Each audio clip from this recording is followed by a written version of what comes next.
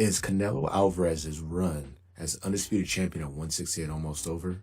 In this video, I will break down his 2023 and those two big fights. This is your boy JG.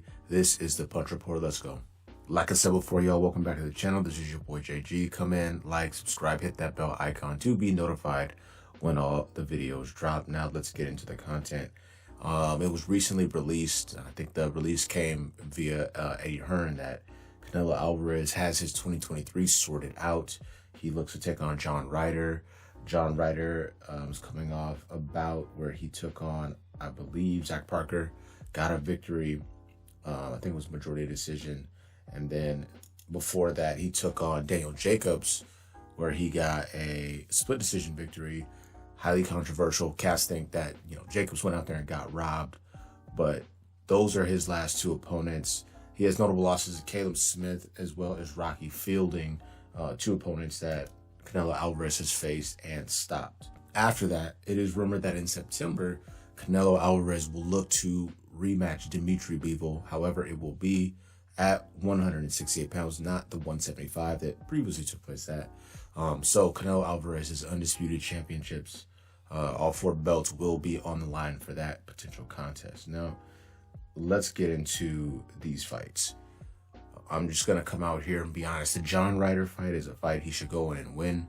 And I think he needs to look good. He needs to look emphatic. Obviously, like I mentioned before, he has a Dimitri Bivol loss, and then he has the Triple G performance after that, where Triple G was old, a little overweight. He came up from 160 to 168. And Canelo Alvarez went the distance with Triple G. And that's a fight that I broke down. Check it out if you get an opportunity. I thought Canelo Alvarez would be able to get to his body enough to slow him down and pretty much stop Triple G.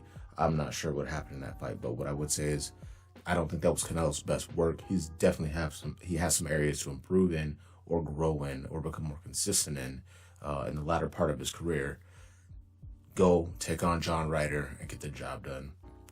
That fight can't be competitive. I need him to come out and showcase on John Ryder.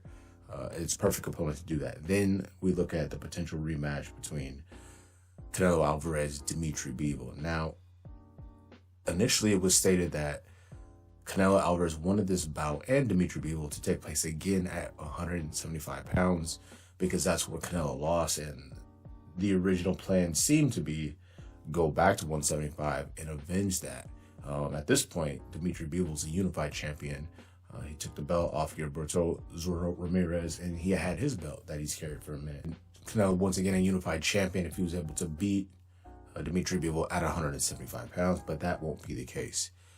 I will do another breakdown of this fight, keys victory for both combatants. I think there's going to be very little new information in that breakdown. If you go back and check out the old breakdown, I think the only obvious change or improvement will be it's at 168. And I don't really know if that gives Canelo a legitimate advantage because, one, say he's undisputed there. It's a more natural weight for him. But I think Dimitri Bivol's a professional. He's focused, determined, and dedicated to the craft of boxing, and cutting down from 75 to 68 to potentially become undisputed at 168 pounds while being unified at 175 sets him up for a pretty nice legacy early in his professional career. But look forward to that breakdown.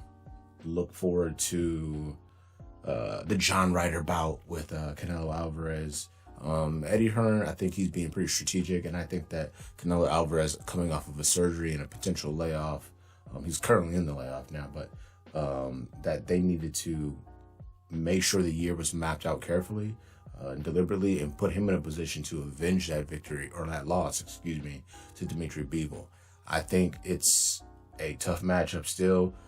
Even Bivol cutting down to 168 is going to be bigger than Canelo, but then we'll see what games get played, rehydration clauses, same day weigh-ins and stuff like that. But let me know what you guys are thinking. This is your boy JG.